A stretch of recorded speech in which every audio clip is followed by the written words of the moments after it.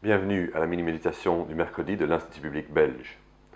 Une des choses étonnantes dans les évangiles est de voir la variété de personnes avec qui Jésus a parlé. Tantôt il parle avec un lépreux, tantôt avec une femme qui est avec son 6e amant. La semaine passée, nous avons vu qu'il a parlé avec des enfants. Et puis, à d'autres moments, il parle avec des personnes qui s'opposaient farouchement à lui et qui voulaient le faire mourir. Mais de temps en temps, il rencontre quelqu'un qui fait ses éloges, qui s'approche avec flatterie. Nous reprenons Luc 18 aujourd'hui pour voir quelqu'un qui avait le profil du pharisien, un jeune homme riche, haut placé, qui était chef et qui était un dirigeant de la société. Il vient vers Jésus et il dit ceci, Luc 18, verset 18. Un chef interrogea Jésus et dit, « Bon maître, que dois-je faire pour hériter de la vie éternelle ?» Jésus lui répondit, « Pourquoi m'appelles-tu bon? Personne n'est bon, si ce n'est Dieu seul. » L'homme s'approche avec une question essentielle, que faire pour recevoir la vie éternelle? Mais d'abord, il reçoit une réponse de la part de Jésus qui est comme une claque en pleine figure.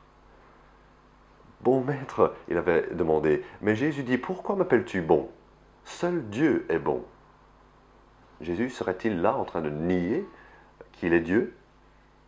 Ce serait curieux, vu qu'il a toujours prouvé qu'il était Dieu, justement par les miracles qu'il a faits, des miracles absolument extraordinaires. Aussi, Jésus a affirmé par ses paroles qu'il était Dieu, qu'il était un avec Dieu le Père. Et il a toujours attiré l'attention à lui-même en disant, par exemple, « Croyez en moi ». Quelques versets plus loin, au verset 22, il dira « Viens et suis-moi ». Il n'a pas dit « Suivez Dieu », mais « Suivez-moi », en attirant l'attention à lui-même. De plus, quand il a reçu l'adoration de personnes comme Thomas ou d'autres personnes, Jésus n'a pas refusé cette adoration parce qu'il savait que la louange était juste et convenable pour lui en tant que Dieu. Plutôt, nous devons voir donc cette réponse comme une correction à ce jeune homme. Généralement, quand nous divisons les gens par des critères de moralité, nous les divisons en deux camps. Il y a les méchants et puis il y a les bons. Et logiquement, nous nous classons du côté des bons. Mais Jésus refuse d'être appelé bon par cet homme, car il veut montrer à l'homme que ce jeune chef n'est pas bon lui-même. Ce n'est pas à lui de définir qui est bon ou pas. Mais ça va être très difficile de persuader ce jeune homme riche qu'il n'est pas bon, parce qu'il croit vraiment qu'il est bon. Il a tellement l'habitude d'être approuvé par la société et par tout le monde.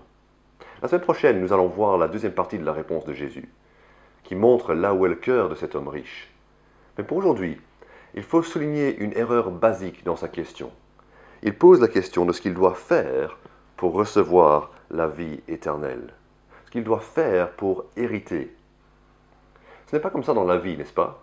On ne fait rien pour hériter. Quelqu'un meurt et on reçoit l'héritage. Jésus, justement, allait mourir afin qu'on reçoive l'héritage de la vie éternelle. Et il est ressuscité pour que nous vivions cette nouvelle vie pour l'éternité avec lui.